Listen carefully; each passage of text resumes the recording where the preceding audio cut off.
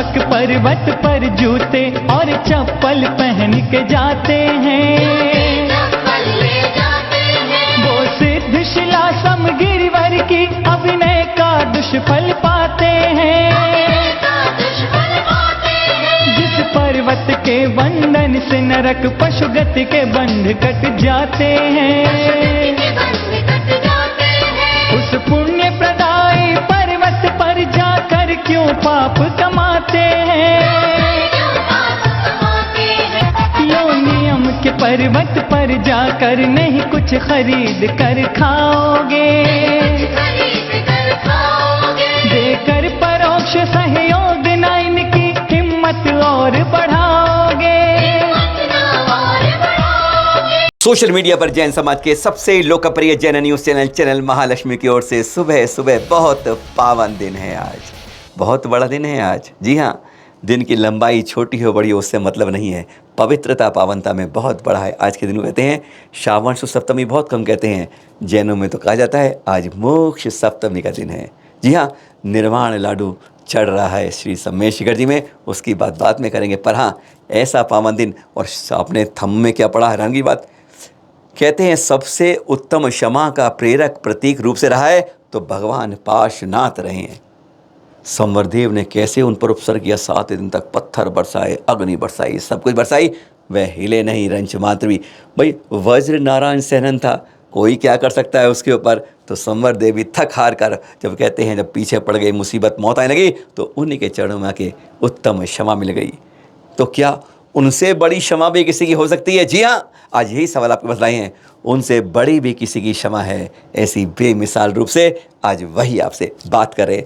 विश्वास कीजिए, उनसे बड़ी क्षमा है आज। वह किसकी है? यही तो बात कौतूहल की बात है, जानकारी की बात है। अब वह बताते हैं आपके पास। हाँ, उत्तम क्षमा के प्रतीक तीर्थंकर 23वें पार्श्वनाथ भगवान के आप यहाँ पर उनकी प्रतिमाओं के कुछ दर्शन करते रहिए, अलग अलग जगह की अलग अलग रूप में दर्शन करिए। पर आपको बताते हैं सबसे बड़ी क्षमा उनसे भी बड़ी किसकी लगती है।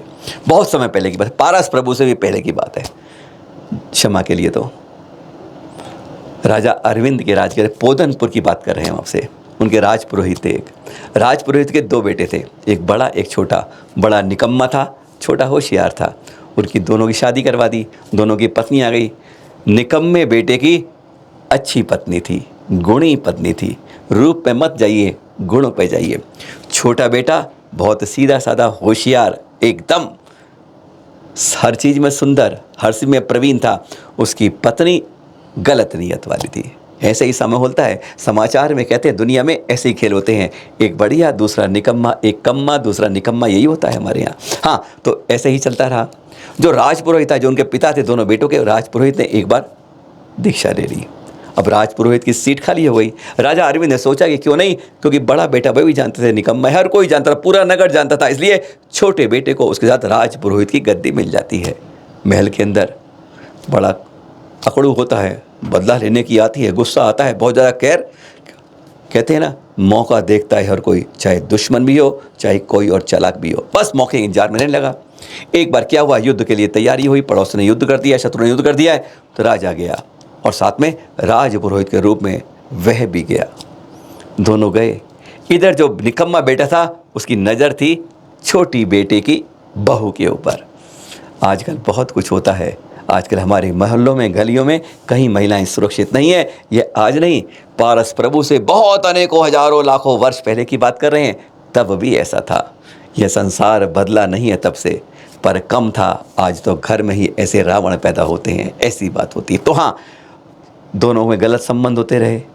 बड़ी बहू देखती रही, कुछ नहीं, कड़वा घूंट पहन गई कि उसी का पति था, और छोटी जो भाई है उसका, उसकी वो है पत्नी है।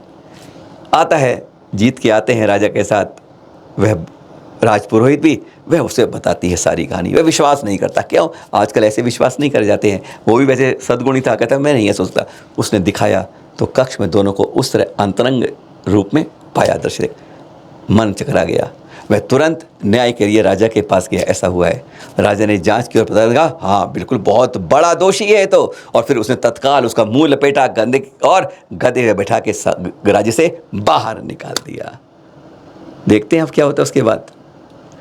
छोटे बेटे को गलनी महसूस होती है, काम गलत हो चुका है, सब कुछ देख चुका है, कोई बर्दाश्त करेगा आप में से? कोई नहीं करेगा। लेकिन उसने बर्दाश्त किया और राजा से कहा मैं उससे जाके मिलना चाहता हूँ, उसे माफ़ी मांगना चाहता हूँ, उसे वापस लाना। राजा ने कहा नहीं, उसने ऐसी गलती की है, ऐसे मत करना, ध्यान से जाना और ध्यान से लौटना, क्योंकि ऐसे ही चीज़ों में गलती गलत और हो जाती है। पर वह नहीं माना। वह गया तो देखा उसने एक जगह बहुत कठोर तप कर रहा है, कोई शिला पर खड़ा होकर, एक टांग पर खड़ा होकर खड़ा है। उसने पहचान लिया दौड़ी के अंदर जो बड़ा है वो मेरा भाई है, बड़े वाला भाई है।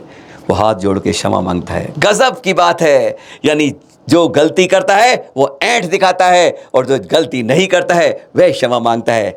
यह पंचम काल उस चतुर्थ काल से भी पहले हुआ था। हैरान की बात लगती है ना? हाँ बस।